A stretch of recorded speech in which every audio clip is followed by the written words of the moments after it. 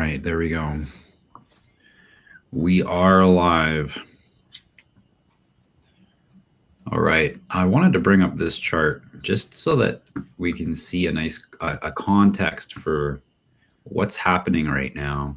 This back here, this was in 2021, towards the end of 2021, when ADA was at its all-time high, and this coming down here, this was like that dark night of the soul that everybody experienced in 2023, even coming out of 2022. And then here, this was towards the end of 2023, and then 2024 at the beginning, we had this nice little new high. And then after that, this was right after the election, where we created this new high. Now we can see that this high, it actually extended above this high here from 2022. Very good sign for extended movements going up, especially since coming back down from this high at the end of 2024, we didn't close below this area here that we accumulated. This is where a lot of volume accumulated at the beginning of 2024. So this volume here, this level here, we can also see that this was support, or sorry, this was a pivot point here as well. So right now, this price action that we're seeing is a very strong test of a high volume pivot point. So this is very encouraging for alt season, which is expected to begin momentarily, really. What are we waiting for? Well, let's just go and check out TradingView. And this one is injective. Let's go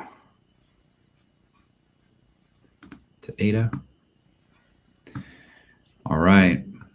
So on ADA, I'm going to go down to the 4-hour chart just so that we can see a little bit more detail.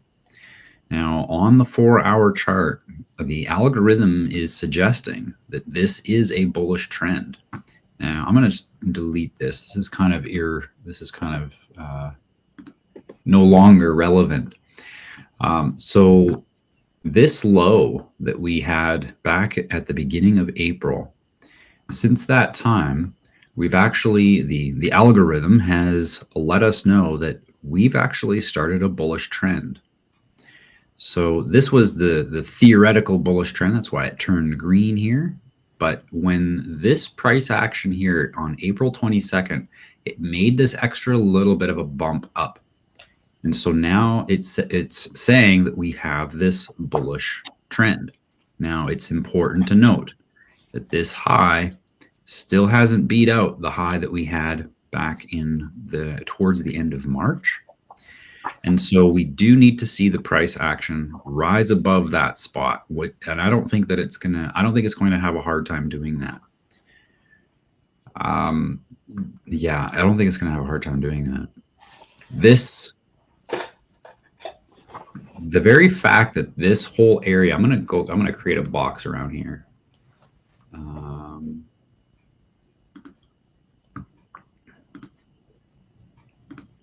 Where are my tools? Oh, here they are. So I'm going to zoom back out again to the daily chart. And we'll see, yes, this is the area here. So I'm going to extend this box across, and we can see, and the reason why I'm drawing it here is because, like I was saying, these areas here, these pivot points are very high volume pivot points. And we know that because not only was it, at the end of that bull run where, after all the fear and greed settled in, a lot of money was spent in this area. A lot of money was bought. Now it went down, of course, but then when it came back up again, again, a lot more people bought in this zone. And so extending further to today, this rectangular box, and I'll go back to the 4-hour chart so that we can see a little bit more detail. How at this point, we can see that we are at the top end of that rectangle. So this here, once we get above this rectangle, and this high in particular, once we get above that, then this whole area will become major support. Now, I've got positions all planned out, so if it does come back down here, I'm going to be purchasing all the way down to this level here, just in case. Well, actually, it's this line right here, which is 52.39 US. That's where my positions currently are progressively getting larger to this point. So if it does come back down, I'm okay with that. We will be, I will be certainly turning more bullish the further it goes down. Right now, that resistance is there. And so we may experience another little dip down into the lower area, a lower part of this rectangle. But even if we don't, that's all right, because we're in position. I believe that the next resistance that we see is likely going to be around the 82, 83 cent line. In fact, yep, there's my line right there. 83.11 is the next resistance point that I expect we'll see a little bit of a pullback and likely come back to retest the top side of this consolidation zone, this high volume pivot point. Yeah, so with ADA right now, we're simply waiting for confirmation, really. But the algorithm has indicated that we are back into a bullish trend. Now, it could be short-lived. There's no question about it. We have to remember that the market is always right. But it's encouraging to see how we are rising up inside this pivot point here and starting to challenge these highs. Even the low that we experienced here, this is more of a banker's candle, as it managed to stay above this low here. Since it stayed above there and is continuing to rise, I do expect us to push against that top and possibly even break out here soon. Now, I grabbed ADA first just because that's the one that I'm watching at the moment. And the reason why is earlier this week, I was reading an article about how Cardano has been established as the most decentralized cryptocurrency in the world. If that's the case, then I would believe that it will likely experience more stability as time goes on. And so not necessarily become the biggest or the best, but being the most decentralized, I'm going to be watching the price action of it a lot more closely than a lot of the other ones for the long term. Another reason why I'm also very impressed by Cardano this week is that on GitHub, which is a developers platform, a developers community, where everybody develops everything from blockchain to websites to open source technologies for AI. People develop collaboratively on GitHub. Well, GitHub's repository for all of the Cardano ecosystem has far more development, like incredibly more support from the developer community than even Ethereum. And that says a lot because Ethereum has been the kingpin for much of the cryptocurrency world, and still very much is. But I'm going to be watching the ADA charts a lot more here from here on out, simply because it's decentralized nature, the way that governance is brought on chain, and how how prominent it will become, especially for those who are looking to establish more self-governance within their nations. With the Constitutional Convention that occurred last fall, also very, very encouraging for ADA. Now, that being said, I'm going to go ahead and open up some of the traditional markets here. We do have to check out the metals. Silver not doing so well. In fact, after this dip that occurred after the stock market crashed, it has had a difficult time regaining the price, the market structure that it had before, where it was on that incline.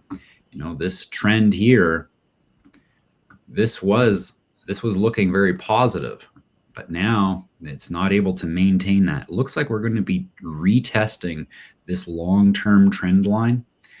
I do expect it to continue, but this here is showing a little weakness, especially since these highs here, let's just move this tool out of the way, especially since these highs that occurred here, they did not beat out the previous trading high of October. So we've got a lot. Silver has a lot to go yet before we can say that we're back into that bull run.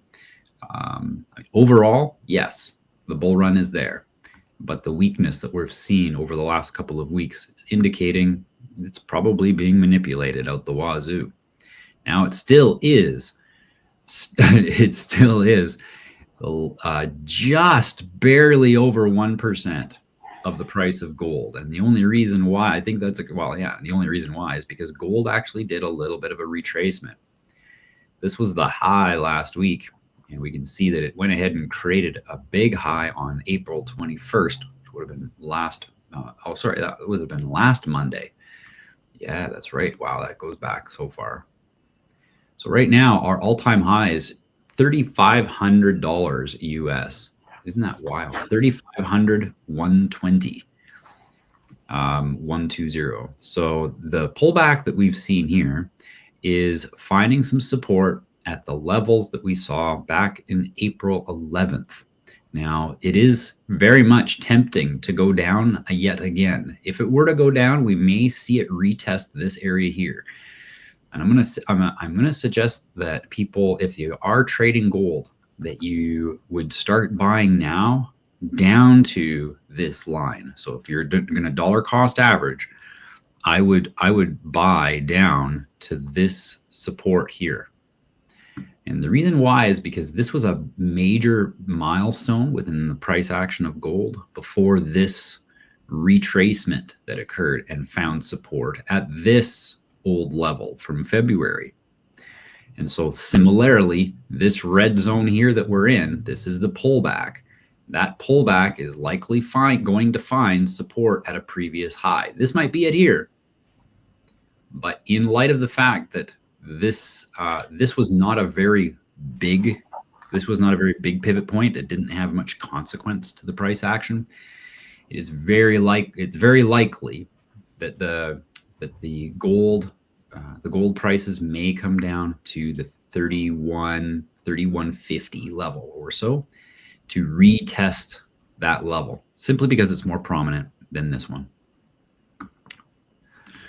On to the Japanese markets. This last week has actually shown some great strength. Obviously, the printers are doing their job at maintaining liquidity for the country.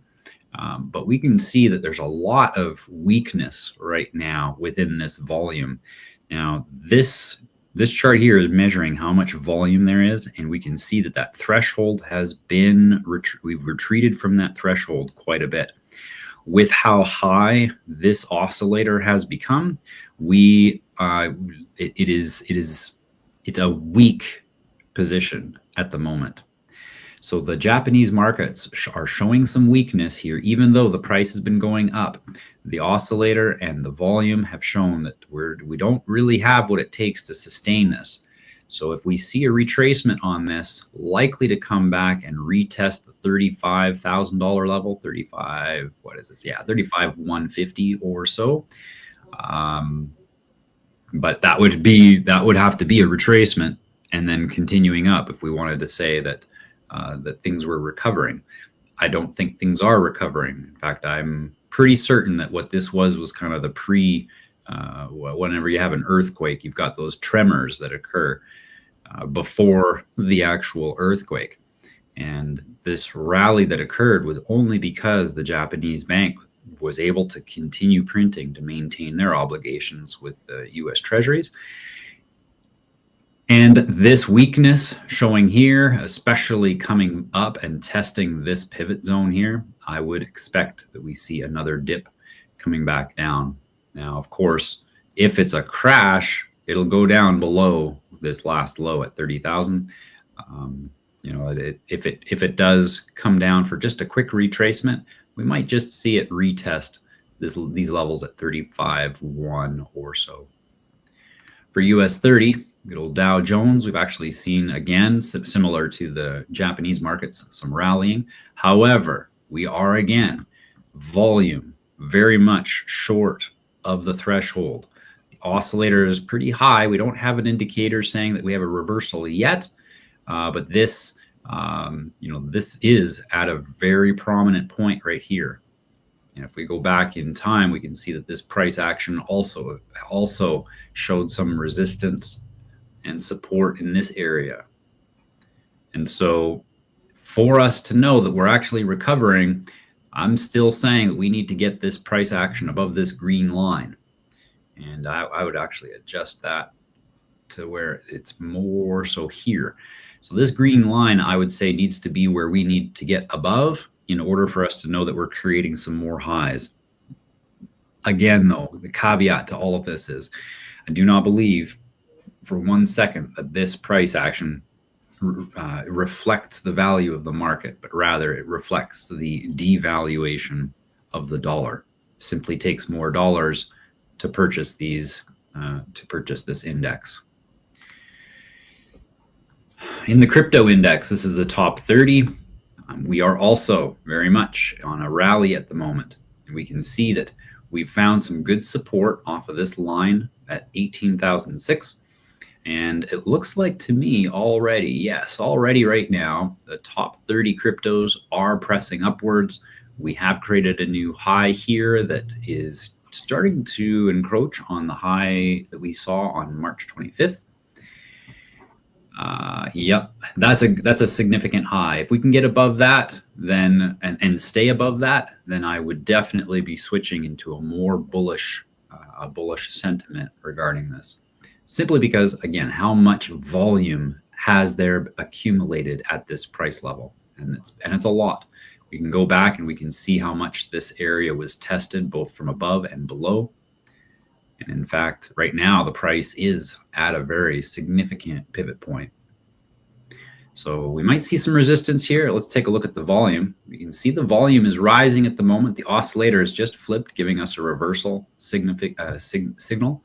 However, the volume it's rising, but it's still quite below the threshold.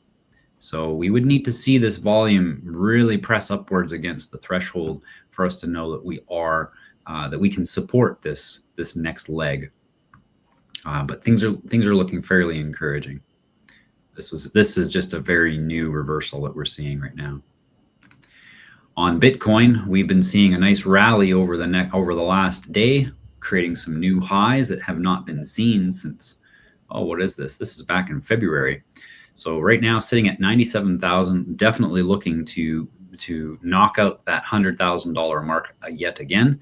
And being able to do that, we'll likely see the retracement come back in this area, in this 98, 96, 97, somewhere in there. This area here is going to be where we see a retracement next. So this little bump that we're seeing right now in Bitcoin, very well likely to continue up and then come back to find some support. And hopefully after that, actually start challenging that all-time high yet again. Ethereum also showing a little bit of promise here over the last day or so. We can see that we've created a new high price similar to what we saw in Bitcoin. And as you can see, the volume is through the roof. In fact, the volume has broken out over top of the threshold. And what we have there, that lighter green there, that is actually the overflow volume. We had a similar thing occur here. which was encouraging. How much green was here versus how much orange was here. We can see that the bulls are definitely overpowering the bears right now. The oscillator is just flipped. However, it was not below the threshold. So this middle line here, that middle line is important for this oscillator to dip down into to get a proper impulse of price action going upwards. At least that's what I like to see. Although this is Ethereum and it is crypto, so we need to entertain the idea that we are able to break out and actually introduce a bull run with with what we are seeing from the algorithm here. Right now, we are at the middle point of this long-term pivot point. This has been a major area for price action throughout history. If we go back to the weekly price here, we can see that even going back to 2018, this was the bottom end of the pivot point that we're on right now.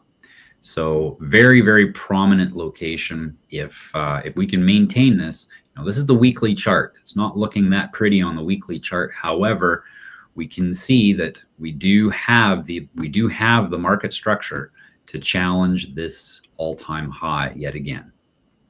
So that's what we're waiting for, basically, when it comes to all of the other altcoins, especially coins like BitTensor, Optimus, Fetch, Woo. A lot of the coins that we were dumping into last summer. Ethereum is the linchpin for a lot of those coins, simply because of how large that ecosystem is. As the year goes on, I believe we're going to see more and more of the Ethereum market cap be traded for the ADA market cap, simply because of its superiority in the way that smart contracts are handled, and in the way how smart contracts are in alignment with international banking laws in how they are exercised using Cardano, using ADA. Ethereum, it's not wrong. The smart contracts are there for sure. However, because of the fallibility and how many transactions are randomly lost on Ethereum, it is the perfect asset for globalists to use to maintain control over the monetary system. Whereas the way ADA is created, and the way that the protocols are brought forward through consensus, their smart contracts, well, first of all, it's more secure. They haven't had a lost transaction. In fact, they haven't even had any downtime at all. Yeah, even though they've had several forks, they've had absolutely no downtime since their inception. And the other thing that I was going to say was, just how beautifully intricate the smart contracts can be built and customized within ADA. I believe we're going to see that shift as time goes on throughout this year. On to XRP, analyzing that one, we've got an all-time high that was just challenged a little while ago, back on January 20th. Oh, let's move in a little bit on the 4-hour chart here. There we go. So this all-time high here is what we're looking to challenge next. We can see that we've got a nice, strong movement coming out of this low that we saw at the beginning of April. We can see, though, there's not much volume. However, the oscillator is down, and we can see the oscillator is just now starting to curl around. And it makes sense, because this low here has had some good push, some good bullish movement since then. Now, because of how low it was, it's important to know that it may call for a reversal. We can see that the algorithm is actually already, you can see that little brown cloud there. That is showing us that a reversal is possible. So we'll see what happens as the days wear on here. Probably in the next day or two, we'll get confirmation of whether or not this is a bullish or a bear, or sorry, this is whether or not this might be a bearish signal. On to Doge, very similar price action happening right now. Thank you for the little animation. And we can see that, yeah, we are definitely at a strong pivot point right now. I'm going to go ahead and just delete some of these. They're no longer necessary. This long-term pivot line, though, you can see we've been buttoned up against it and not had much luck in getting above it. And so this would be kind of this is definitely my measure here, my rule of thumb on Doge is the price action better get into here and get above. It's fine if it bounces around inside there for a little while, but really, for me to have the confidence that Doge is back into a bullish run, I would need to see the price action get above that rectangle. Next, injective token. We actually have a nice formation. Look at how well the price action has just recently broken out of this long-term trend line that was there since the beginning of December.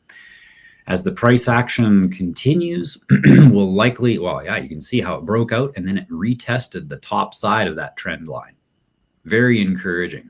So right now, I can see that I'm going to have to move my pivot point array here to adjust for the new price action that's coming forward. But yeah, that's a good sign when we can see a price action break out of a trend line and then test the other side of that trend line. That's a good sign. We do need to see the price action get above this previous high from March 26th before we can confirm. All right, now we're in a bear trend, or a bullish trend rather. Until then, the bears do have a little bit of a control over the market at the moment, simply because we got to get above that. We got to get above that. Next, this is on Algorand, a very similar price pattern to what we've seen in the Ethereum ecosystem. This one here, though, does have that high above the high from the mid-March there, and yeah, it's towards the end of March. We would need to see a little bit more push. This is definitely a strong. Wow, this is like a pivotal moment for this asset here. We can see that there's a lot of action in this area here. Right now, the price action has gone into this pivot zone fairly healthily. It has seemed to found itself some support around that 21-cent line. Makes sense because there was providing resistance at that time. And here's where it broke out, and it seems to be hanging on to that price, which is great. Moving forward, I do expect it to, at this point, yeah, you know what? Look at how well this chart is panning out. We can see that the volume dropped down into the bearish here quite a bit. In fact, it pushed the threshold fairly hard, but it's been dropping quite quickly over the last day or so. And so with that dropping volume now just peeking into the green and the oscillator nice and low, it's in a prime position for the next impulse going up. For BitTensor, a little bit different of a price action, and simply because of the nature of the project and the size of the infrastructure that's here, but it's definitely in a bullish run. As we can see, it's risen from its lows that we saw there at the start of April, where we were below $200, and now already up 78% since the beginning of the month, and likely to experience a little bit of resistance here, simply because of how much this pivot point provided a lot of action for the price. We can see that it provided a lot of resistance here, and when it bounced up above, it used that as a major pivot point before it went down.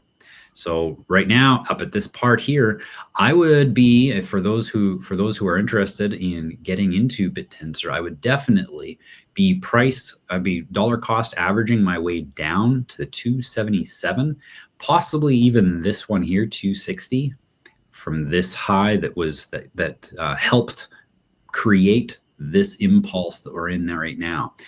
So this resistance that we're at right now, do expect to pull back, probably see it come back to that 280 level, and I would be dollar cost averaging my way to there so that you could take advantage of the next impulse, which would probably take you up close to that $500 price range. Mantra DAO. This one actually had a fallout last week. And so it's important that if you were a part of this one, that you can reconsider the options that are available to you. It very well may come back. Apparently the community is fine. that I don't know what the story is yet on what occurred, but we did see a big price drop. In fact, this price dropped 92%. So a big drop for a lot of people that were looking forward to some positive price action. Again, doesn't mean that it's gone. We've seen this kind of thing happen before, but Mantra is definitely down from its pattern. Optimus, now this one is showing a little bit of similarity to Ethereum again, also with ADA as well. As we can see, we've actually got ourselves, the algorithm has said that we've got a bullish trend here. And right now we can see a retracement coming back, finding some support at around the 73-cent line. I would like to see, oh yeah, look at this. Okay, so the oscillator is nice and low. We do have a large amount of volume right now. Yeah, we've got a lot of volume that's bearish at the moment. The threshold is being pushed. But at the same time, we are at this major pivot point. Looks to me like, I'm just going to get rid of some of these lines because sometimes I find them a little distracting, especially if it's so far after the fact. So yeah, if we go back, I'm going to go ahead to the weekly chart here. Oh, let's go daily. I don't want to make it too much. Okay, yeah. So yes, right now at a very good spot for support. The fact that it's come up and almost tested this line here at the 89-cent level, that's a good sign. It's probably going to turn over here soon, simply because we can see how the momentum is building from the oscillator here, and the volume right now is above the threshold. So with that, we do have what it takes for the next impulse to take us above this pivot point here, which would be very encouraging for the price. It's not there yet, but it certainly is looking very positive. Definitely a good time to buy. Fetch taking a nice big rally here over the last week from all-time lows, 34 cents. Coming back up, we can see that it's already flipped the algorithm around. Tons of volume, the oscillator with a nice big stretch. Be mindful that after a nice run like this, it is very likely, especially since there wasn't much resistance, it's very likely that we'll come back down and find some support. If we were to, I would say around the 56, 57 cent mark. That support there would be very healthy for the next impulse to take us up and challenge the $1.10 area, back where this support and resistance has been. With Woo, this one here is coming back a little bit from some all-time lows. Again, we can see nice, strong, bullish volume right now. The oscillator is coming up from below. There isn't much. Yeah, so there was a little bit of resistance here, which is very normal. I would expect that if we were to come up, we would see the confirmation of a reversal if we get above this old high here. You know, with this motion down here, it was already a very stagnant, bearish volume. And so that's why I didn't go much lower after that. Even though, you know, we saw it dip down here, but it didn't go down very far, comparatively speaking. And with this nice volume here, it's encouraging to see. Again, I want to see it get above this area here so that we can get the next leg up and challenge that 15.5 cent level. On Modic, just got a green go ahead on these bars here simply because we got above the previous trading high of March 26th. Simply because of how long this trend is, I hesitate to say that we're back in business yet. Polygon is more of a gaming ecosystem coin, and so it may take some time before we see this actually run like we do with the other ones that we will with like AI and real world assets. But regardless, right now it's a positive sign. We've got that bearish volume that's diminished. We've got that oscillator nice and high, so we've got the strength we need.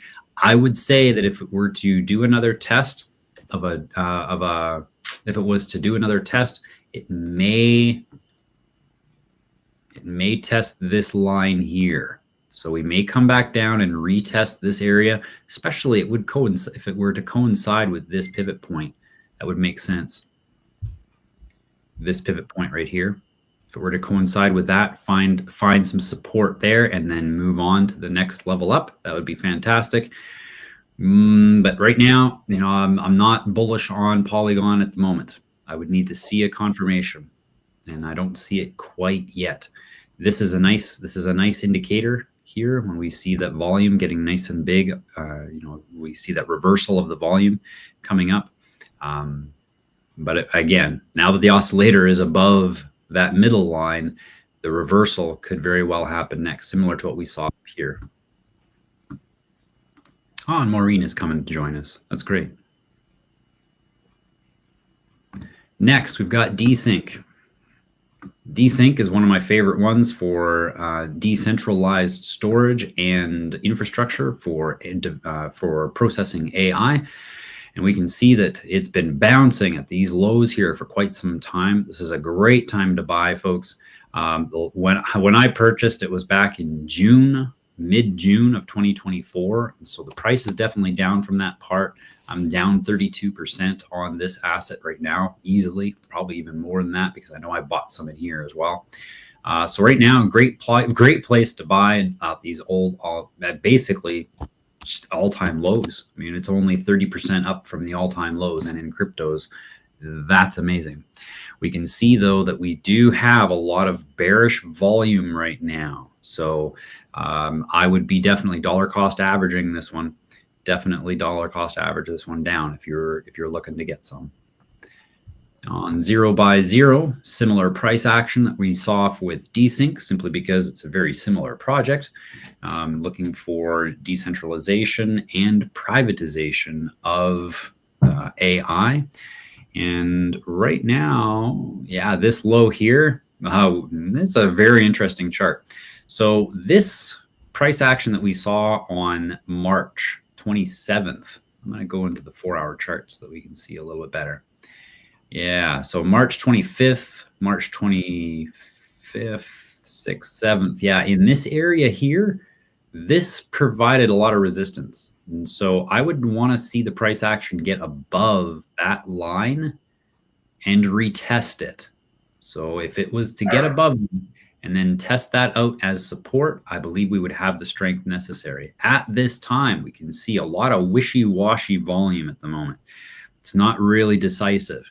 It's a little bit of bearish volume here, and it's crossed over into some bullish volume at the last little bit, probably the last day or two.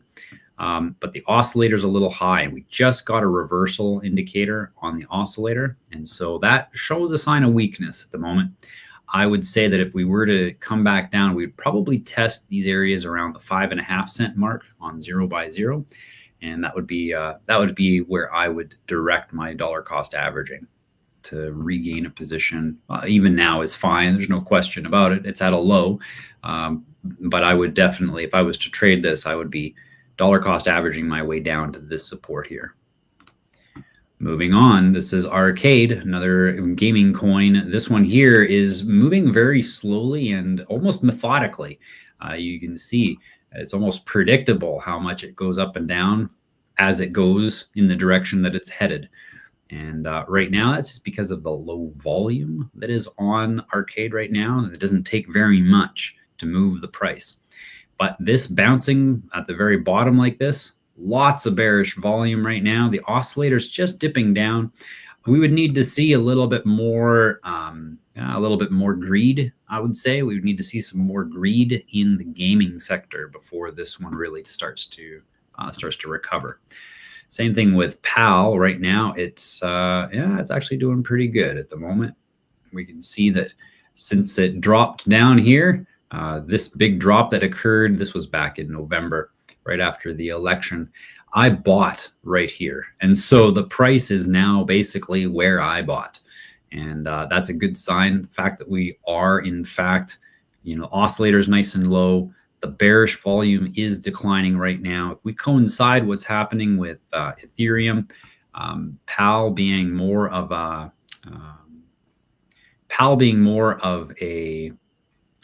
AI coin, it's going to be leading the way compared to like the gaming coins and so on. World, very similar price action that we saw with PAL. Right now, it is definitely pressing up against this pivot point here. We would need to see the price get above this for us to say, oh yeah, now we got some strength. As we can see at the moment, there's a lot of bearish volume. It's actually broken the threshold at the moment. This oscillator is on a downward momentum at the moment. We might still see a little bit of a pullback coming back, possibly even testing these levels here at around that 99. See what happens with this oscillator as it comes down. It may just bounce sideways. We can see that we've got some price action that's already starting to be very, shall we say, what's the word I'm looking for? Indecisive, but yet volatile. As it goes up and down, not really creating new highs or new lows, but definitely showing a lot of fluctuation. That is a good sign. It means that there's volume accumulating. For Neural, the last couple of days, in fact, it's only been today, since this morning. Big impulse that popped out of nowhere here over the last little while. We can see that the oscillator responded well. There's some good volume. It's not above the threshold though, so this might be a weak movement. However, it is good to see that it's re-challenging old previous highs and even beating them out. I'm gonna go to the 4-hour chart and see where we are in the larger scope of things. Yes, indeed. So this is a good sign here. We've got a low that is far higher than the previous low. These highs are getting higher, and being an AI coin, I'm not surprised. However, if we look at this 4-hour chart right now, we can see that there is a lot of bearish volume that's just dying down. The oscillator has flipped, but with this banker's candle present right now, we can't really say what's going to happen. And whenever I see these banker candles, I always pause. I always hold up. I don't like to trade during those. Right after that, I like to wait to see what's going to occur. If we find support though, and we beat out that high again, maybe even challenging this high at $3.81, challenging that would be encouraging. If it was able to get above that, possibly even get inside this consolidation zone, then we might be able to bring the price up to that $5.69 point. $5.69 price action. That's already a 60% rise.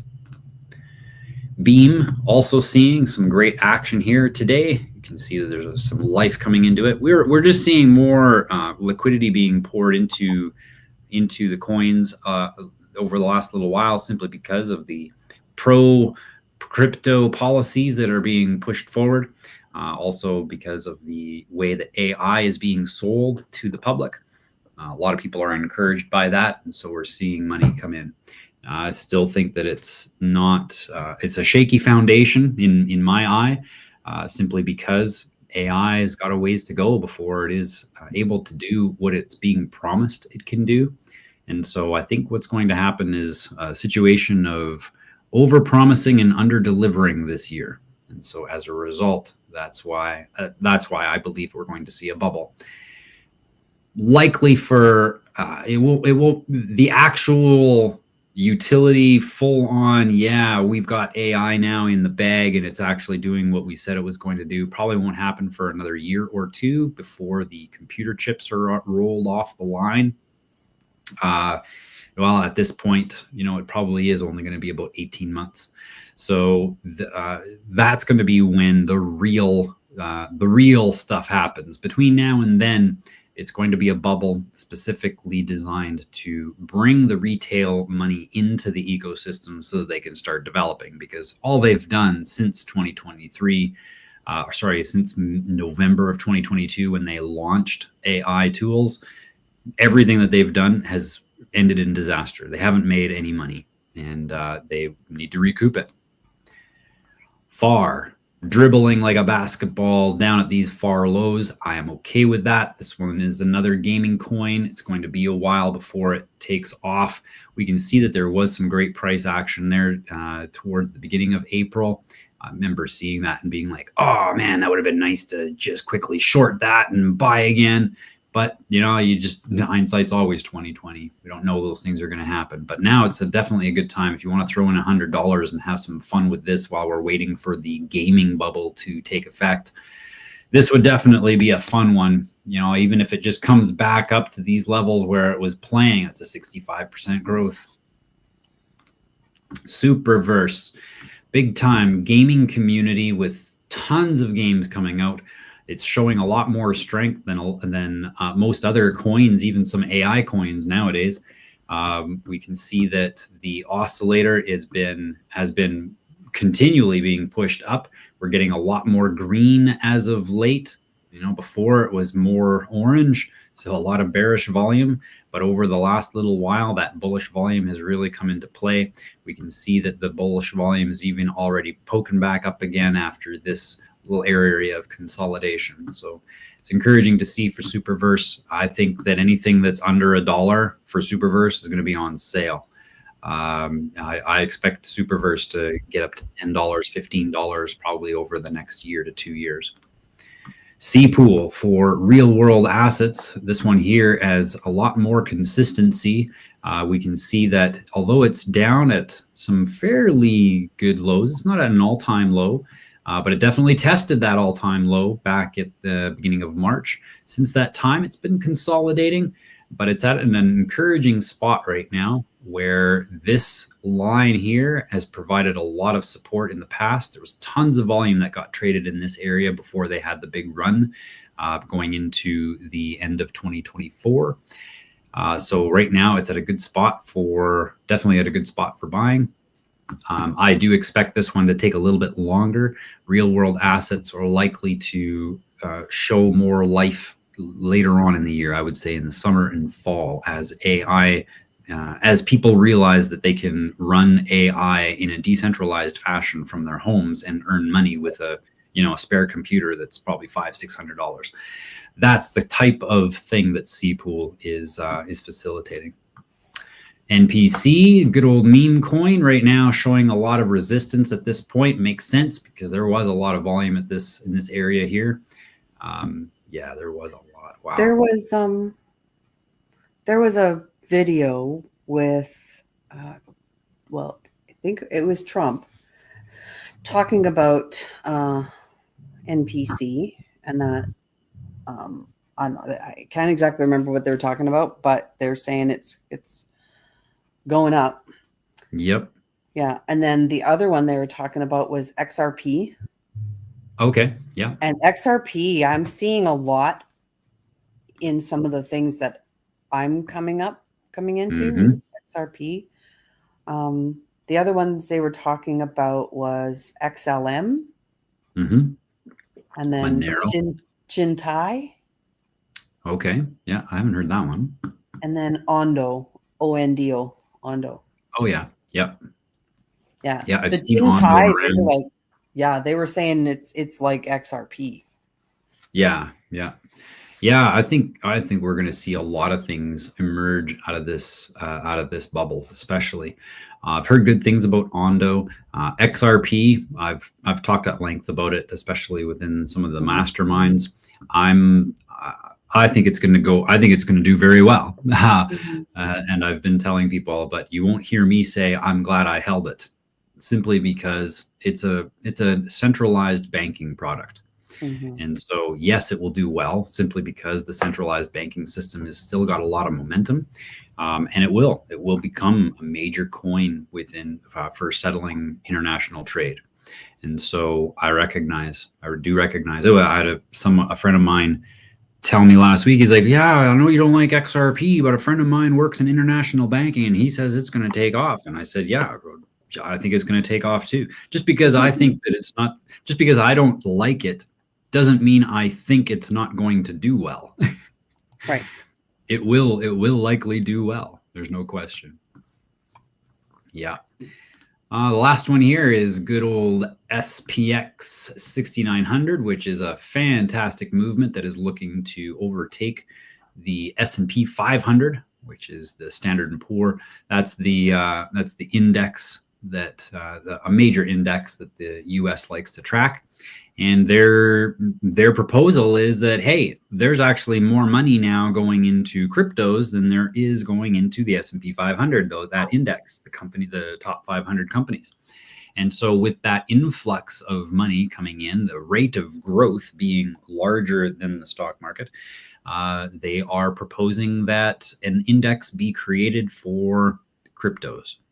And this meme coin, the amount of the SPX has the largest number of people holding more than $1,000 worth out of all of the meme coins. This one here has the most die-hard fans who have invested the largest amounts. So very curious. I think that we're going to see meme coins experience another surge. Again, I'm not super heavily invested into them because I don't really comprehend them other than the fact that they are built around community, which is awesome. But it's not an asset class that I'm familiar with. So I'm just playing around. I think I've got maybe in total $200 or $300 in meme coins, and it's just NPC and SPX. I'm just watching the ride. That's all I'm doing. I'm not attached to whether or not it wins or loses. However, there are people who have survived and profited and survived 3 crypto cycles. And one of the gentlemen that I follow, he is adamant that meme coins will be leading much of the crypto movement by the end of 2026, simply because of how powerful it is to build communities within these ecosystems. The fact that governance can be brought on chain opens the horizons of possibility for corporate aggregates to accomplish a lot, whereas the old business model of having a board of directors, a president and a vice president, a treasury and a secretary, all of that model is being put aside. It's being set aside for other models that are more conducive to building community and building a movement of people who believe in a project. You know, it's one thing to have a board of directors believe in what a company is capable of doing. But when you have a community of 10,000, 20,000, or 30,000 people who believe the same thing and share values, you can bet your boots you're going to be seeing a lot more sustainable, I would say more stable growth, not necessarily sustainable. I don't actually like that word very much anymore. It's overused and certainly confused with, like look at the sustainable energy solutions that Spain tried out. It's not working out so good for them. So yeah, I definitely see the value of the memes. I'm just simply not going to be investing tons into it until I know more. So that's market analysis for May the 1st. Wow. Congratulations, everyone. We've made it to the 5th month of the year, and we don't have lockdowns. I'm surprised. Maureen, I'm going to go ahead and add you to the stage. How are things? Oh, thank you. I have electricity, so that's a nice addition. I can appreciate that. When you're talking about meme coins, the community driven rather than the old template of, I was really attracted by what you said about the board of directors, which is the elite, right? Mm-hmm. And rule by, what is that called? By a few. I forget what that word is, but you know what I mean. Yeah. And instead having the community, which then is stronger, each one is stronger because they're participating and interested in participating. That just really appeals to me. Yep. Yeah, it's amazing. I've actually looked into creating a meme coin and possibly even attaching it. Like, what if we put it as a next gen merchant meme coin? And then, to be a member, all you got to do is buy a coin. You know what I mean? I love that, Paul. Power to the people. Yeah. Power to the people. That's what we're here for. Yeah. I would like to buy some of that. Whatever that one is, Well, I don't know. I'd like to maybe at a certain point learn something about that. Yeah. About that coin, SPX. And what kind of community are they? But I'd much rather buy your coin, Next Gen. Yeah, well, if I do that, I haven't decided whether or not I'm going to. I would want to learn more about how they're structured and set up and all that. And if I were to do it, I would certainly do it on the Cardano network. Ah. Yeah, absolutely. So what does that mean on the Cardano network? What you'd buy? There would be a subsidiary of Cardano. That's a good question. Audrey, did you want to take that one? Talk about layer 1 versus layer 2 coins? Nope. Okay, no problem. Not No that problem. versed in it yet. Yeah, not a problem. So layer 1 coins are coins that have their base code for the blockchain. So Cardano is a layer 1 ecosystem, and their coin that they have is ADA. And then what you can do on that network is that you can go and create coins. Now, normally speaking, before the meme coin culture came through, a lot of these coins were still corporation aggregates. People brought their consensus through on-chain voting, and that's what moved the project forward. But those particular tokens are called layer 2 coins. And so they are coins that are built on the infrastructure of layer 1. So when we're talking about, hey, what does that mean to put a coin on an ecosystem? I'm thinking of starting a layer 2 coin and putting it under that layer 1 ecosystem that I respect the most. Does that make sense? Because isn't XRP kind of under Ethereum? XRP is a layer 1 coin, but it is using the same programming language as Ethereum. So a layer 2 coin under Ethereum would be Desync. Desync. Okay. Yep, that would be a good example of a layer 2 coin, 0 by 0. Even Polygon is a layer 2 to Ethereum. Mm-hmm. Yeah. Yeah. So yeah, I'm thinking about doing that. And I do have a couple of I shouldn't say that I don't have any other meme coins. I just realized I do have a couple, and I just like $5, $10 of meme coins in the Cardano ecosystem. But again, the reason I do that is not because I'm following the charts and I'm trying to make tons of money off of it. I just like to see the price action.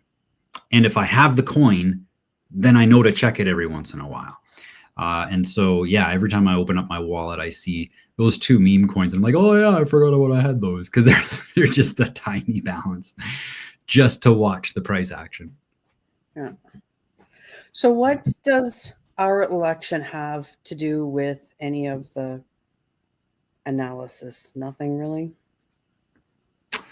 Not much. What we're going to see as a result of the election here in Canada is going to be the devaluation of the Canadian dollar. Mark Carney is here to bankrupt Canada. That's his job. Whether or not he was elected as prime minister, he was going to do that job. Mm-hmm. The fact that he became prime minister and invariably through deceit and fraud of a fake election, he's going to be accelerating and expediting the bankruptcy and dissolution of the Corporation of Canada and creating a new one. And that new Corporation of Canada will likely be bought by either the UN, China, Trump. He doesn't care. His job is just to dissolve the corporation. Mm-hmm. Yeah. So the other thing with Alberta, with the whole talks of Alberta getting out of Canada and becoming the 51st state, what is the,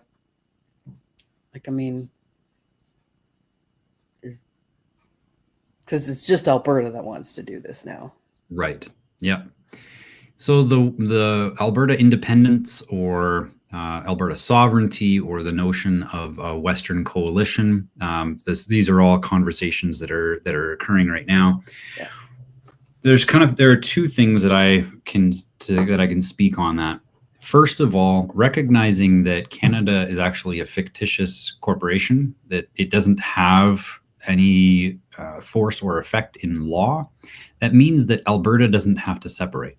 So when they're talking about holding a referendum and going through the steps of reaching their sovereignty, that's a psyop because they are already sovereign. In fact, when Alberta was established in 1903, at the time it was called the High Kingdom of Alta, and that is still the actual name of the sovereign nation. It's not a province; it's actually a nation. And so we don't have to do anything. The only reason why we're in the state that we're in is because there are enough guppies that still vote that way. And the premier is just the way that the federal government has positioned the members of parliament in Alberta. It's just a part of it because nobody did anything with it, right? Mm-hmm. So the notion of separating from Canada would make sense if we were married to Canada, but we're not. There is no marriage. There's no union whatsoever. Mm-hmm. It is all just, in fictitious paper and enough consensus. That's all it is. But there is no force or effect in law.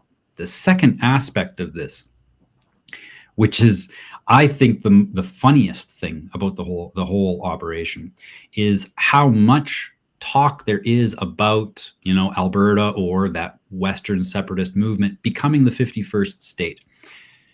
In order for any state to join the Union of United States, in order for that to occur, that state must first become a republic, because in the Constitution of the United States, any joining state must be a republic first. They cannot be a dependent nation. Each of the 50 states in America are independent nation states. They associate with the United States, but each individual state has their own governance. This is why the sheriffs of every county are the last guardian of the Constitution. It's because it's the people that run the show. Well, in Canada, we don't. In Alberta, we don't, even though the path is completely made clear for us. If there was a political solution at all, it would be for the Premier of Alberta to rescind the Rupert's Land Act. And by doing so instantly, we would be setting ourselves apart from Canada and letting them go. And we would have complete sovereignty the next day simply by having constitutional conventions and declaring ourselves a republic. At which point, we have the opportunity to apply to join the Union of United States. However, my philosophy is if we're going to go through all of that, which, by the way, has been what I've been encouraging communities to do for longer than COVID, if we were to go through all of that work and form our own nation state, why would we just go join a union? We have all of the resources we need. We are if we were to use the models of carbon consumption that is being brought forward by the elites, Alberta is actually not only carbon neutral, we're actually carbon positive because of how many trees we have. Just the number of trees, we are a producer of carbon. So there's no, we're not, or rather we're an absorber of carbon. So we're not, we're one of the cleanest places on the planet when it comes to that. Now, of course, that's, that there's plenty of arguments to be made about how much of a fraud that discussion is. But if we were to use the models that the elites are saying that we all have to follow, Alberta is one of the cleanest places in the world. So we have everything we need. In fact, we don't even need the states. Mm-hmm. What we're facing today in the West is no different than what the Donbass region and Crimea experienced in the eastern part of the Ukraine in 2014. We're literally going through the same thing that they did. But of course, the news won't talk about that, because the last thing they want is for people to recognize that we could do the same thing that those regions did. And that is, this is the story. In 2014, those regions actually asked for help because they were producing all of the energy. They were the ones that creating all of the economic drivers for the entire state of the Ukraine. And they were getting nothing back. In fact, those provinces were experiencing brownouts. And so in 2014, this marked a significant milestone in my journey learning about what's going on today. In 2014, those provinces went to Putin and they said, could you please provide us with military aid so that we can protect our resources? And Putin said, I wish I could, but that would be called an invasion because you're still part of the Ukraine. In order for me to help you, you have to host constitutional conventions and form your own sovereign nation. So they did. It took them 8 years, but they met at the pubs. They met in the barn lofts. They went to each other's basements and they scribbled out constitutions until they were satisfied, and they ratified it together at the very beginning of 2022. In fact, I am of the mind, for how similar the stories are between Canada and the Ukraine, because the business model is the same. By the way, Ukraine's not a country either. That's why it's called the Ukraine, because it's not even a sovereign nation. It's another corporate entity that just created its own de facto government, and everybody goes along with it because they don't know any better. So because of how similar those two stories are, I believe that the convoy, whether it was good or bad, was allowed to occur, and for as long as it occurred, simply because the last thing Canada wanted was for people to hear and discover that those eastern provinces declared sovereignty in January of 2022. That's when all of a sudden Russia became an evil character and invaded Ukraine. No, they did not invade Ukraine. They provided foreign military aid to a country in distress that was being invaded by a non-statutory entity. So this rogue, fictitious government corporation wanted those eastern provinces. They declared sovereignty under international law, and Russia went in with their tanks and everything into those provinces. They did not hit any infrastructure there. They didn't occupy anything. They simply provided military aid to a nation in distress. That's what happened at the beginning of 2022 and into 2023. And the only thing that we would need, and this is true, we don't have a military because the military is handled by the Royal Canadian Army Armed Forces, which is, of course, run through the Crown corporations. So Alberta doesn't have a military, but I can tell you right now that it wouldn't take us long to get one, and we could also request aid, just like the provinces of Ukraine did. From who would we request aid? Russia, okay. U.S. I don't even think we would need to. I really don't. I think we've got enough rednecks out here and enough guns in fields that it would just be a matter of making a few phone calls. And I also know of 2 tattoo parlors that I could call, and then an entire network of retired military personnel would be ready to go. The only reason why they're not doing anything right now is because they would be court-martialed and likely imprisoned for life.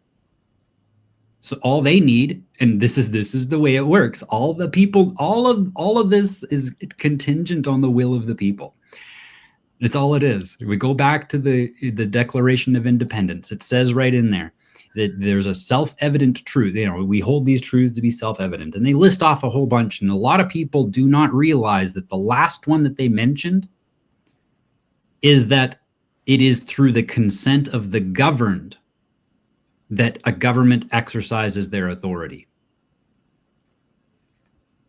It's a self-evident truth. We don't need to do anything. We simply need to assert our sovereignty and then start practicing it. So that's what we're doing at the market. And that's what we're doing at the market. So when Absolutely. I look at, let's say you and Dennis and Ralph and Kim there, Yep. especially the guys, like, I mean, you guys are talking, making a constitution.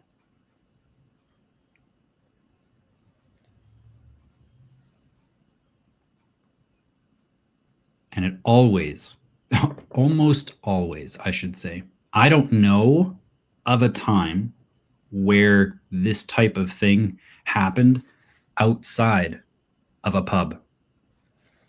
That's why when you introduced me to the Bourbon House, I was just all aflutter in my heart, because that right there, that location is about the best location you could possibly imagine for a constitutional convention.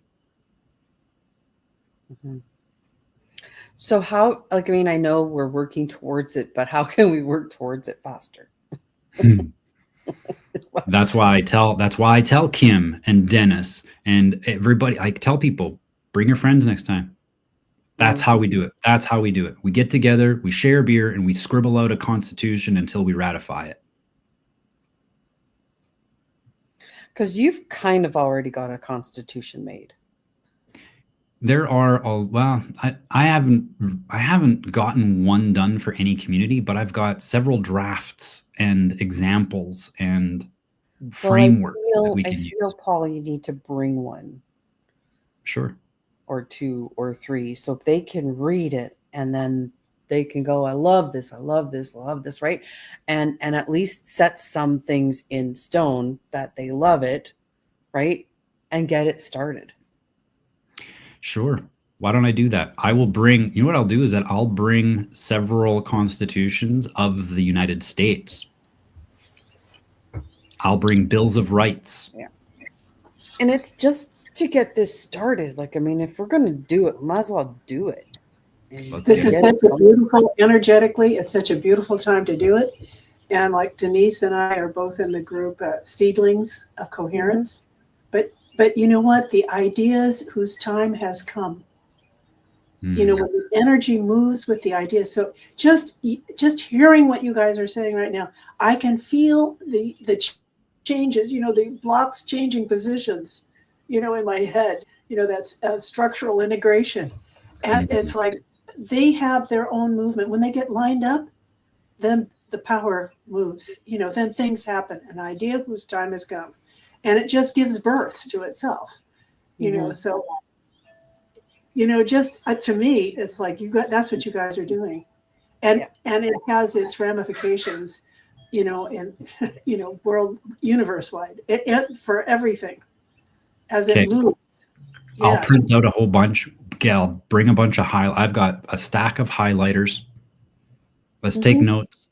Let's converse it for sure. Yeah. Because I feel that we need to start moving this into something tangible for people to do. Mm-hmm. Tilling the soil, baby. Till the water. Yeah. Because, like, I mean, it's great to come to the market. It's great to see the vendors. But to have these guys and looking at these powerful guys who are like, have them, once they start going in a direction, right? It's great to have discussion, but let's go in a direction down the path of getting that constitutional convention. Yeah. Right. And bringing more people in then. Right. So once they start going in a direction, then they're like, okay, so we're going in this direction. Right. Are you wanting to come in? So then they can start bringing people in. Mm-hmm. That's just my feel on that. Thank you. Thank you for lighting a fire under my butt for that one. I will bring bills of rights that we can go through and start pulling paragraphs that we value. Mhm. And that's because that's really how it starts. It's very difficult to draft from scratch. It's good to grab someone else's and say, hey, we like what this one has. We like what that one has. Let's integrate this word. I like the wording of this one better, even though they both cover the same rights. That's definitely where it starts. Mhm. That's Yeah. integration. It's not stealing anything. It's like integrating into the wholeness of what is. Yes. And then that will And a new something being born. yeah. And it And then really that has a all will movement. tap into your talk, right? As well. Yeah. Yeah. And then would you get me? Because I feel that you need to talk again next week, the next market again. So I will need something by before Monday to get into the ad. Okay. What do you feel that second talk should be? Kind of what you just talked about right now. Okay. Perfect. Right? Like even the little history of Alta and the little history of, right? This little history lesson. So then people can go, oh, so this election was like nothing. It meant nothing. And oh, it's that's what Carney was meant to be, was to bankrupt Canada. But it does not have to affect us because this is where we're going. Right. Right? But yes, a little history of what happened in this election and what the plan for Canada really is, right? But then the bringing in the what we as the people can do to not have to be affected by it. Yeah, that is we need to go in a direction. We need to go in a direction that's this is how we're going to get out of this.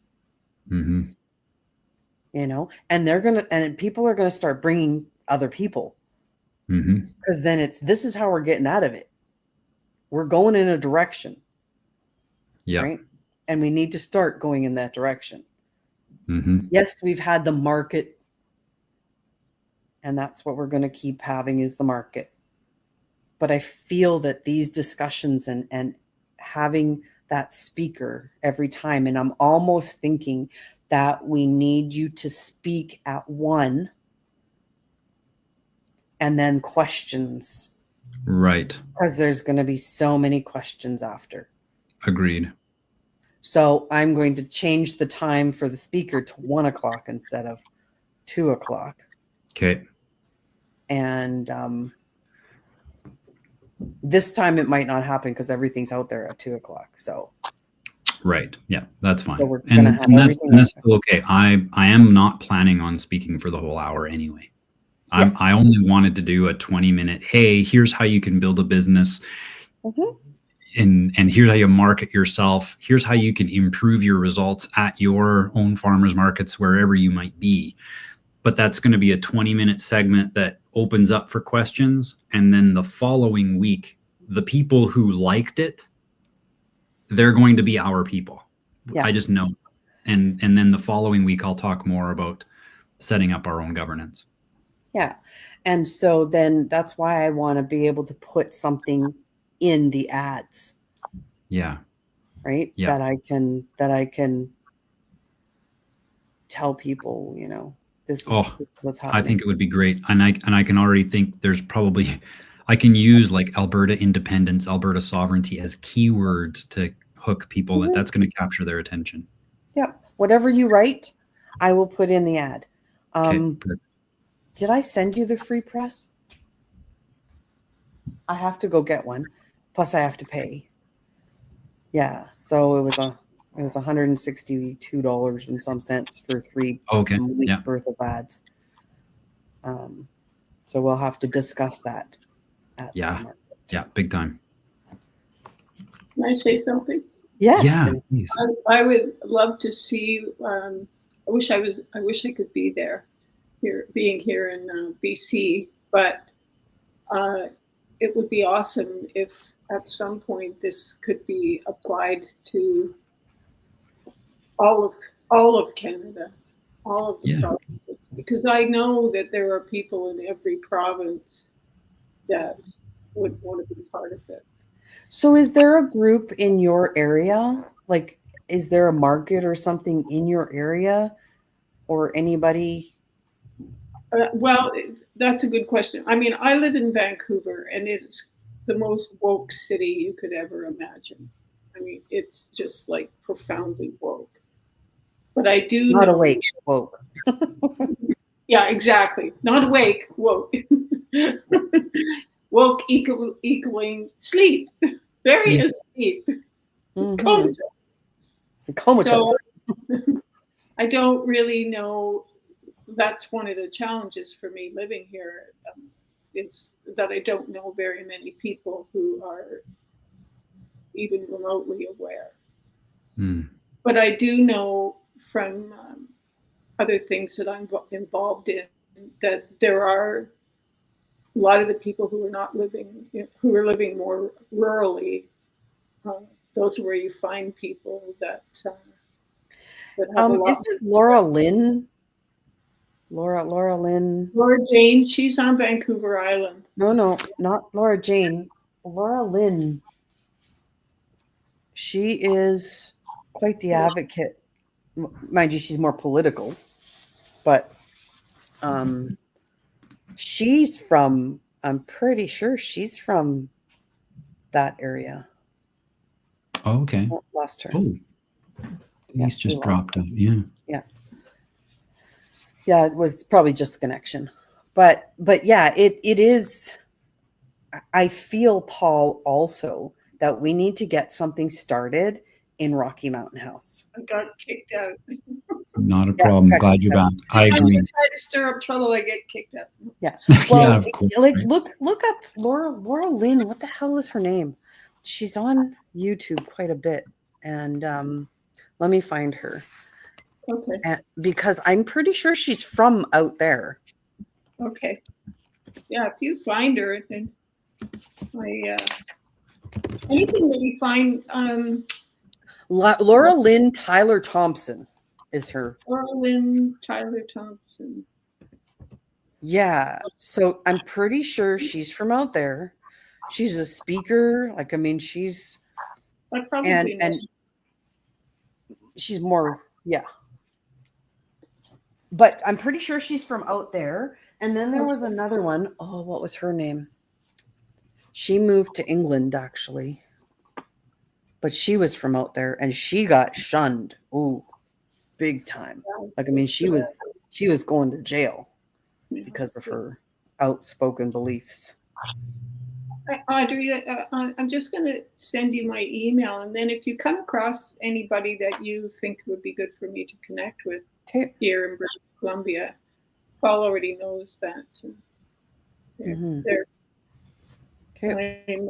I'll check out Laura Lynn Tyler Thompson. Yeah, well, she's everywhere now. Okay. Like, I don't know exactly where she lives now, but Okay. I know she was from BC during the pandemic. Okay. For sure. I might have met her at, if I can see a picture of her, I might have met her at a rally. I'm not sure. Very wild, very outspoken, very. Yeah. Can I just share my screen quick, Paul? Yeah, go ahead. Oh.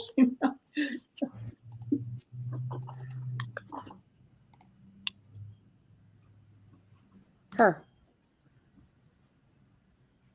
This one. Oh, yeah. Okay. Yeah, she was actually on one of our live streams a couple weeks ago. Yeah. Oh, so cool. anyways, she's very out. She's from BC. So maybe connecting with her, because I'm pretty sure she knows people out in BC. Oh, yeah. Okay. So it's finding people like her where you find one or two other ones that are out there, right? Yeah, definitely. And the other thing then, Denise, is doing what we're doing here, is just I don't know if you can get a product or find a product or whatever. And I'm it's working on that. Yeah, for sure. On something you mean to be part of the or market? yeah, Yeah. or just finding some vendors and doing what we're doing. Find a Mhm. find a spot like a nice restaurant or something with an open-minded person. I mean, good luck, but still going out there and Yeah. finding it, right? And doing what we're doing, going into there, having some vendors, and then, have Paul on here, right? Mhm. Like Paul can speak on the big screen. Make sure that, because I know that the Bourbon House has a big screen that I'm pretty sure you could set up. So find a place that has a big screen and you could, Paul could speak from there, right? Yeah. That's how it started with Drayton. They had me on the big screen at a community hall. Mhm. Okay. Yeah. Okay. Right. So it's build your own community, Oh yeah, right? for sure. Like, I Well, mean, I don't know if you have one or two friends around there. well, yeah, I do. I've been here for, I guess, I'm into my 4th year now.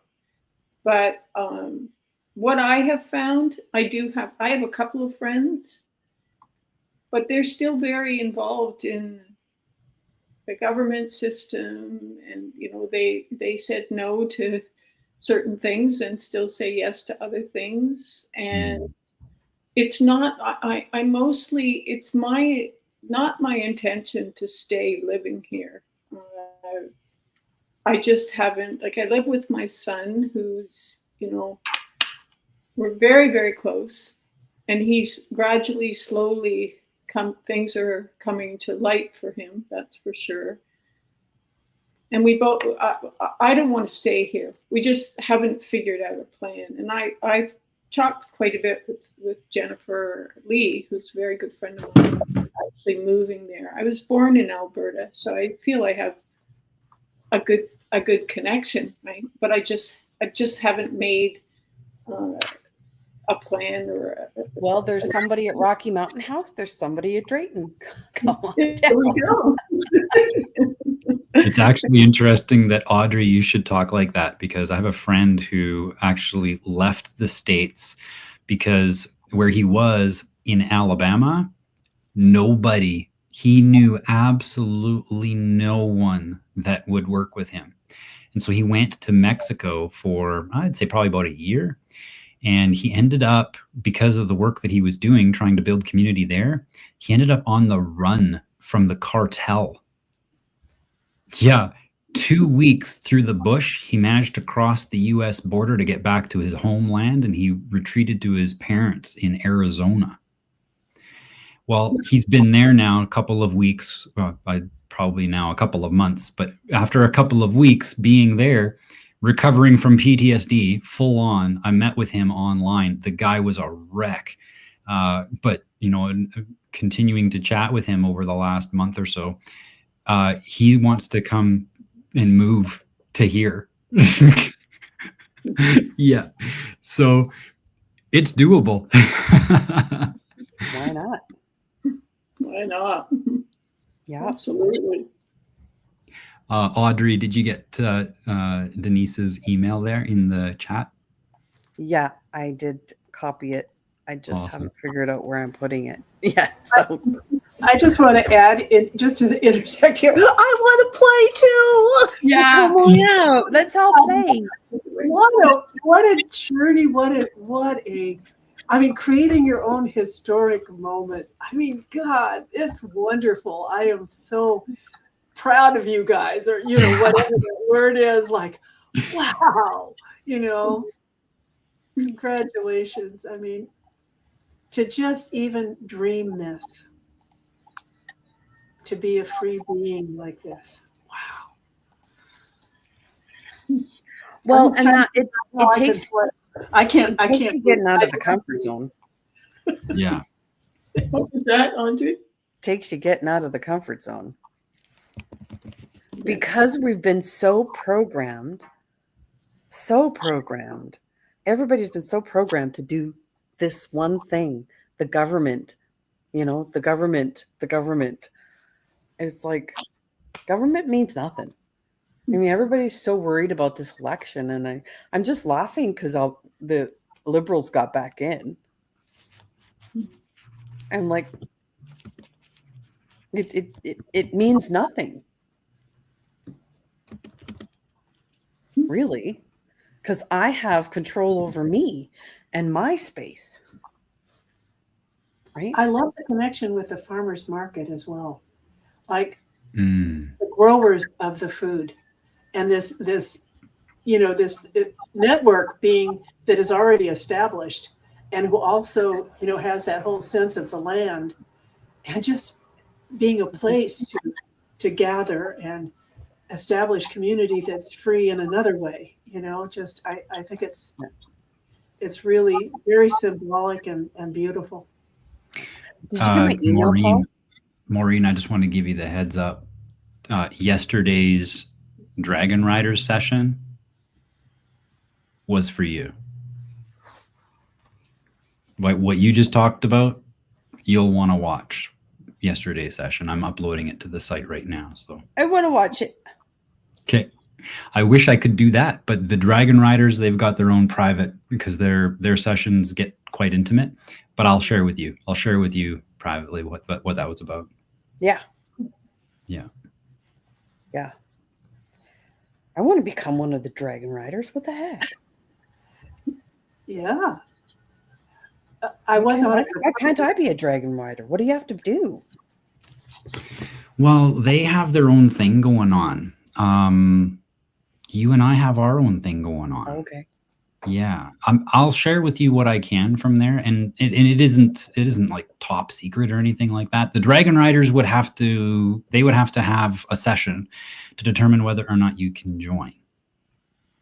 But you do have all the requirements to join. And I don't know, Maureen, did you want to bring that up? Because Audrey is definitely a fantastic addition to my work. Oh, she's gone. Oh, she left. No, she's there. Oh, she's there. Yeah. I think one of the key things is that it's everybody in both of those two groups are in the Oracle Girl community. Yeah. And have been for a significant amount of time. So that's why that group is, for me, that's why I've kept that group quite separate, simply because of the context from which they've arrived to the Next Gen Merchant community is different than how it was for you and me, Audrey. And it's not to say that it's irrelevant to you. Not the case at all. It's just different. It's totally different. It's like I don't know how to describe it. It's another community. It's another community that is coming at this from another angle. Yeah. Yeah. Part of it is too, Audrey, is that to be empowered, to be embodied love on the earth, and how that occurs. And so it's like an exploration of reawakening to the deeper truth of who we are. And as we reawaken, all of the things that stand in the way make themselves known to you as they're leaving. So it's definitely a different context, because the whole holding mechanism, like yours, is freedom and justice, and really beautiful things like that are expressions of the natural expression of human beings. With us, it's like this support and what we call the gold frequency, of love, pure love of who we are essentially, and all the intelligence that brings, and all of the justice, and all of those things are just natural byproducts, or aspects of, facets of this beautiful being that we are. So that's our primary focus, but yet then whatever comes for you to do, your own personal instructions in that, how to proceed, are yours, you know. And then we support each other in that. And sometimes it doesn't look, you know, very supportive, but it is ultimately, because we don't really know what support is. Mhm. We think it's supporting the personality, but it really isn't. It's much more than that. And then I could just say it's so much more than what I just said. Yeah. It is. It's well, again, I don't know what you think, Denise, but I mean, because you've brought other people in, but they've been from that context, especially with the background with Oracle Girl and um, the spirit in which you formed your community before you came along to join ours, right? Yeah. But that if you felt inclined to have Audrey join you for maybe it's like for a trial out session type thing or something, I don't know. You guys determine that. I want to reiterate that, you know, Audrey is certainly aligned with what your community brings. Her not having been a part of Oracle Girl wouldn't it wouldn't be something holding her back. I would put it that way. Yeah, no, I wouldn't think that, but I guess in my gut, I feel like those two groups have, one of which I'm a part. We've kind of what's the word? Kind of solidified together as the group members that are there now, and we came together and it's not. I feel kind of uncomfortable because there's a beautiful person sitting there across from me on the screen, which is Audrey. I come to know her and like her and respect her, but my gut is saying no. That I don't want. I don't want to be part of a conversation with everybody and saying, "Can we bring somebody else in?" When we, Right. I don't know, Maureen. What do you think? Let's see if I'm allowed to speak. There you go. I mean, you know, with the computer, the God computer. Denise, I hold it. It's like when you bake bread, you know, and then a loaf appears. And then somebody's a little piece of salt says, "Can I be part of that?" You know, it's like, not that the salt isn't beautiful and wonderful and has its own function, but it's part of this movement that you were talking about, Audrey, earlier, is that we have a direction that we're going. And it's the values that we hold that determine that direction. So you couldn't be integrated unless you held that same direction as we do. And that would be indicated by you joining and wanting to be, I mean, joining in a full sense, not in just an obligatory way, you know, of joining the group. And not to say that you're not on that journey. You're just not, you have your own journey that you're on. And maybe, you know, I sent you because to me, yeah, like I thought you were already with Oracle Girl, you know, because of the way I experience you. So, yeah, if it is, then if you joined Oracle Girl, that would be our foundational, directional, and you would see, do I resonate here? Is this something, you know, that this, and then if you resonated with it and it attracted you, then becoming a part of the group would be even something we could consider.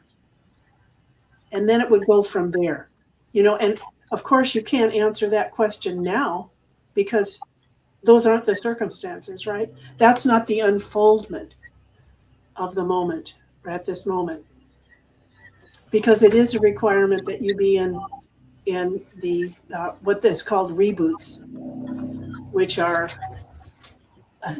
energetic assistance with words that help you align to a certain energetic pattern that's emerging. Would you say, Denise, that please, you know, come in I'm just Yeah, thinking. no, I think, yeah, everything you've said totally makes sense to me. I'm wondering because my heart is just going because it sounds like why did we get into this conversation? Mhm. It can't be very comfortable for you, Audrey. You know what? It's fine. Illusion For it's okay for me. Like, I mean, you guys have your group, you're established, you know each other, and I get that, you know, and I may be a good fit, but at this present time, it's not conducive for me to come in.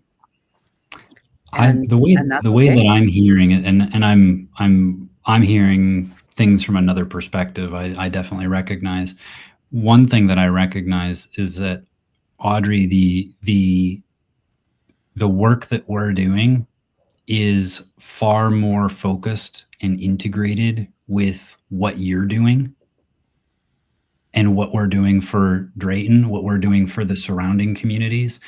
You know, what we have at our fingertips is a model that we can bring forward to a lot of communities. I do foresee us on the road. I really do. And that is going to require our focus and energy. And I do see that, you know, you being a part of Dragon Riders, while it wouldn't take away from our work, it certainly would be another thing to bring on that would be difficult for us to maintain while we're working on what we're already working on. Mm-hmm. Yeah. Yeah. No, it's okay. Like, I mean, I don't know, you know, just thought you guys were cool, and the stuff that was going to happen, what's happening there, you know. Yeah. I always love to come in and see and learn from what other people are doing. It's the same way I felt. I said, like, can I move to Alberta? Yeah. It's like, oh, this is so incredible. Yeah. But it's not my instruction, is it? It's not what this little energetic little structure is, my little triangles and all of that. It's not what's happening in front of me. Although, I'll tell you what, though, what I will do is that when we do have the day of the Constitutional Convention, there will be probably a 60-day notice, in which case an invitation is going to all of the Dragon Riders because of how integral they were to my work and how it is that it came to pass because of the catalyst that the Dragon Riders were. So they would be all invited, and they can come and watch history be made. And afterwards, there's a music festival. So think about the purification, the intensification, the what do you call it when it's exponential of the energetic purity that would go on there with the. See, that's our main focus. Is it not how it looks, not the result of it, but the purification and the embodiment of pure love in all of our four bodies, you know, the four main bodies: physical, mental, spiritual, and emotional. Yeah, so as we embody pure love and bring it forward, our focus is to purify and to be, then to just express in whatever way it presents itself. At least this is, see, that you probably get, each person would have their own understanding of what's happening, and own journey, you know, the own experience.